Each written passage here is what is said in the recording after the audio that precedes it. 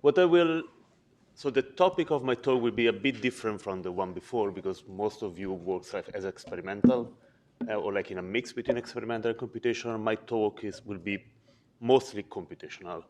And the idea is that we want to actually dig a bit into more like what is the molecular mechanism behind like missense variants in the human proteome. And to do that, I would like to start by showing this plot. This plot was made with data from Joe Marsh. We're showing that actually, in the past few years, like computational predictor becomes really, really good, or like in getting like variant effect and understanding like the biochemistry of systems. But what we cannot see from this plot is that we are actually always asking the same question to this predictor, that is like when a variant is detrimental.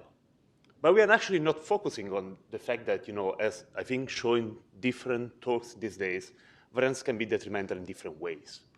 Because variants can affect the stability of a protein, can affect the degradation of a protein, can affect interaction, in meaning like binding, regulation, catalysis.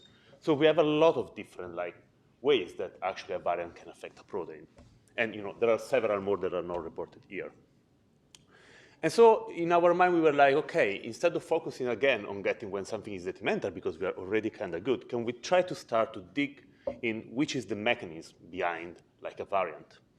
And of course, it's a bit ambitious if we wanted to do everything together. So we started to ask ourselves, are we able to separate at least variants that affect the protein because they affect the lifetime, meaning they make the protein unstable or degraded, from the one that actually affect the variant by other means, meaning ruining some interaction or affecting catalysis.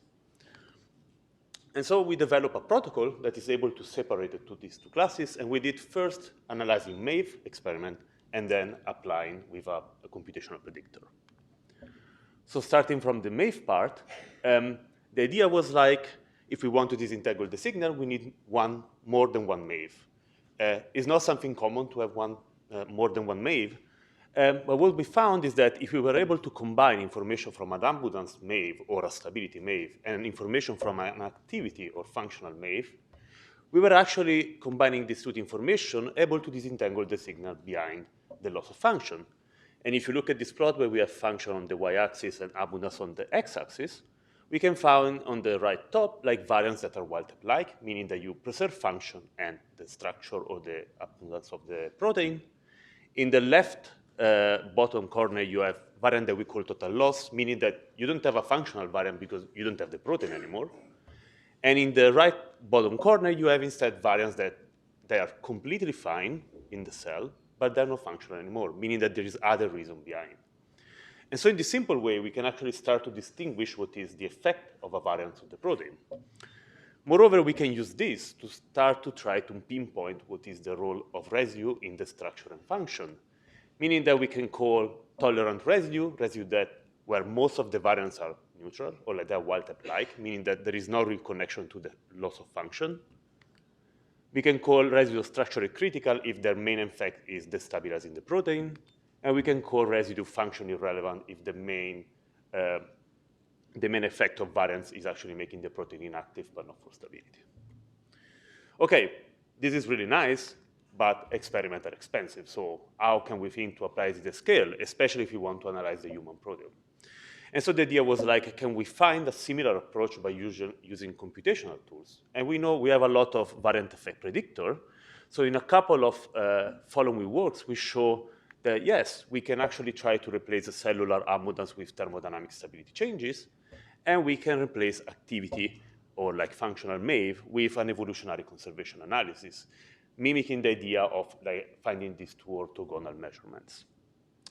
And so we developed a protocol that we call the functional model that is not the main topic of this. It was accurate, and it was at the same time identified this molecular mechanism and divided the variants based on stability or not, and also labeled the residue in the way that I showed you before. But also this model has some limitation, and we're mainly connected to scalability. And this scalability problem were coming outside from the fact that the model requires experimental structure. Now we have AlphaFold, but also generation of MSA that is not possible for all the proteins, and the creation of input feature was slow. So since in the last few years there is a lot of development in deep learning architecture, we move and create a new model that they use this deep learning architecture to do the same analysis. And we use particularly a family of models called evolutionary scanning models from the Fair-Meta team. And we use two models also here to do the same analysis. The first model is ESM1B. ESM1B is a language model trained on all the sequence of UniProt that takes input your sequence and give you as output a score that you can see here that is a variant effect prediction that tell you the likelihood of a substitution compared to the likelihood of your wild type. So you can understand if a variant is loss of function or less likely than your wild type or more likely than your wild type. And we combine this and we think this in a similar way to what is a classical evolutionary conservation prediction. The second model that we combine is what is called ESM inverse folding. ESM inverse folding is a model made for protein design, which takes a protein and reduces the protein to only the backbone coordinates and ask like which sequence will fit that backbone. So it's like a generative model to generate new sequences. The good part of this model is that at a certain point you can extract probability per position, and these likelihoods are exactly the same the one that we have for the language model. So we can use also this likelihood to create a structural variant effect prediction because now it's based only on the structure that is in a similar way this time to thermodynamic stability changes. Okay, and now we have these two tools, so it's the similar of what we have before. So we can create a new model that we call Func ESM, which make the same analysis but in few seconds instead of taking days. And what we did with this model, we used to characterize the entire human proteome. So we take one protein per gene, we collect all the information that we wanted from ESM1B and ESMIF, we input this information in FuncESM, characterize all the variants and all the residue, and then analyzing the result that we found. And we also took all the ClinVar data and we actually annotated the mechanism behind ClinVar data. And this is relevant because if you want to develop some therapeutic strategy, it's important to know what is the mechanism behind the variant that you are analyzing.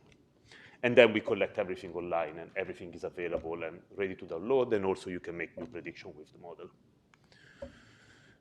Into the results, we got prediction for almost 20,000 human proteins, meaning 180 million variants, and 9 million residues. What we found is that 60% of the variants in the human protein are wild-type-like, meaning they don't have any effect on protein function, directly on protein function. And the remaining one, we have the 2/3 more or less affect the function because they affect the function in other way than stability. At residue level, the number is the same for the different classes, but we have also a percentage of residue that we call mixed, meaning that in that case, we are not really able to decide which is the mechanism, which is the role of the residue there because there are different signals. But when we look at this number, we already analyzed a lot of maize before, and we found that the number of wild-type-like was slightly higher compared to the previous results. And the idea is that we actually realized that we were always looking at folded protein. So this plot was a combination of folded and intrinsically disordered regions. So we actually separated the two, finding that in this folded region, there is a higher percentage of detrimental variance and important residue, while in disordered regions, we have that most of the variants are wild-type-like, and the few that are not, of course, they don't affect the structure because there is no structure. We dig a bit more also into folded region because for us are the most interesting and where we have more information.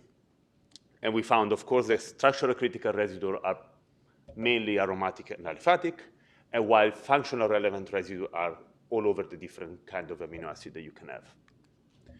Structural critical residues are also mostly buried, and they form also the highest percentage of buried residue, and functional relevant residues are instead present both in buried and exposed region of the human proteins. We wanted also to validate a bit more what we were finding, because you can say, okay, you're finding this residue, but how can you say that these are good results? And one idea to prove this at large scale, because we cannot look at all the protein together, was actually try to understand if functional and structural residue were present in cluster. Because the idea is that structural residue should be present in the buried region of the protein, so that's okay. If they're buried, they should be clustered together. but also functional residues that should be present in site that we call usually active site or interaction site. So we should find them in patches. And how can we do that? What we can do, we can actually use a function called radial distribution function, which gives a probability to find a residue of the same type at a given distance. So it can tell you, like, if you look only a short distance, you can try to understand if residue are actually clustered. We analyze it. This is a bit too much to look together, so let's focus on a single one, where we have on the y-axis the radial distribution function cumulative for all the protein in this range, so 200 to 500, with over 5,000 proteins inside. And what we are showing here is in blue, the cumulative for the functional relevant residue, in red for the structural critical residue, and in gray, a control group that is made with sparse residue to see, like, what is the actual level.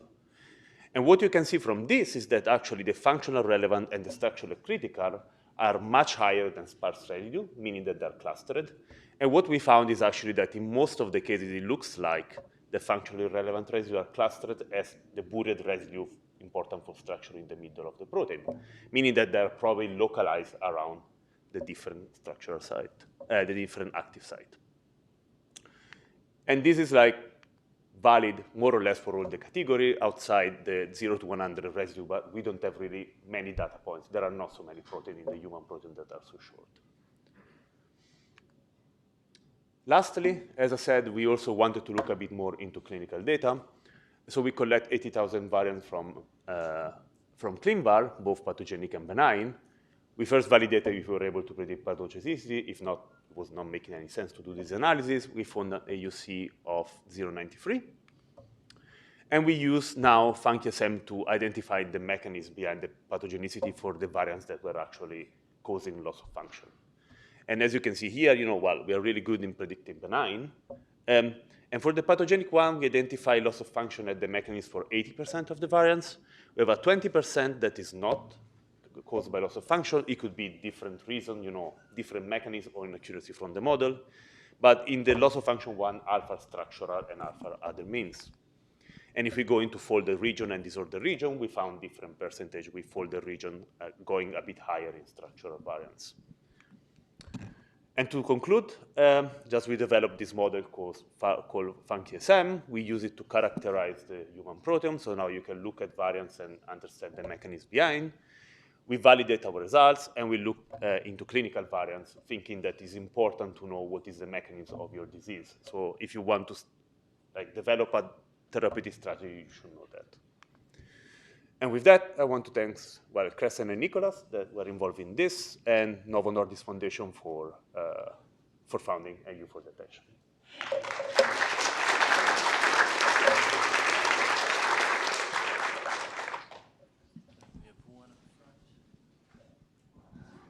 Thanks, great talk. How does FunkSM perform in cases where you actually have experimental measures of stability and function, like P10? Yeah, so, the previous model, the one that we call the functional model, was actually trained using P10. And we were like, so the idea is that this language model, they perform really well on proteins that are well studied, or the protein where there is a lot of sequences. So for all the main protein that you can find in MAVE, this model are really good. FunkSM perform, since it's based on ESM1B mainly, perform with the same quality. So it's really good at variant prediction. The boost is that ESMIF is really good at predicting delta delta G. It's most of the time better than Rosetta. So it performs well also on the experimental data. We have the similar correlation that you will find for ESM1B in the protein gene database if you're gonna look. So it's not the top one, but it's on the state-of-art level. Yeah. Hi. Great talk. I'm Priyanka I'm postdoc at UCSF. So I have two questions. One is that when you are training your model, is it trained on already available existing structures, or is it also trained on the predicted structures of ESM fold? Second question is, how, when you are saying that it is able to predict functionally relevant residues, is it also able to discriminate whether those functionally relevant residues lie in a folded region versus an intrinsically disordered region? Yeah. So for the first question, we didn't train. So these are like zero shot from the original pre-trained model. So ESM1B and ESM-IF are not refined on anything. And for ESM1B, it was trained on UniProt, and ESM-IF, it was trained on AlphaFold structure. So there are original dataset. What we did here is that since we believe that there is not enough data to refine towards this process, what we did is simply we select a threshold way to classify when something is deleterious or not using ESM1B, and important for structure or not using ESM-IF. So there is not any extra training on that. For the second question, so the functional residue, we don't give any information about if they're folded or intrinsically disordered region. It's simply a conservation score.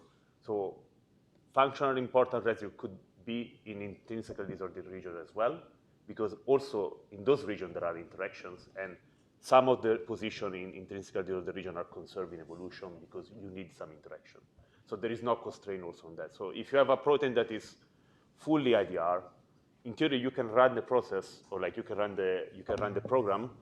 The results are less accurate because, of course, there is less knowledge about those systems compared to folded region. Sorry, we're going to.